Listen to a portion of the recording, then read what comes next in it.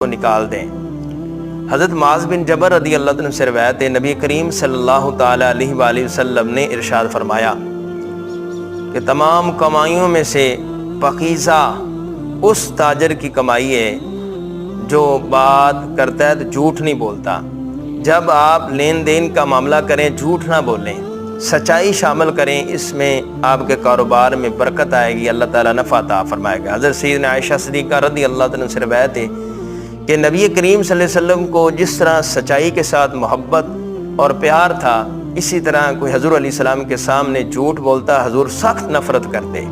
जब तक वो तौबा ना कर लेता, सच ना बोलता, तो हज़ूर अलैहिस्सलाम उसके साथ मोहब्बत और प्यार नहीं करते। ये अपनी ज़िंदगी से निकाल दें, ये सोचना ख़त्म कर दें कि मैं झूठ ना बोलूँगा, अगर सही बात कर दी तो मेरे कारोबार में नुकसान हो जाएगा, मुझे नफ़ा नहीं मिलेगा। ये बिल्कुल गलत बात है।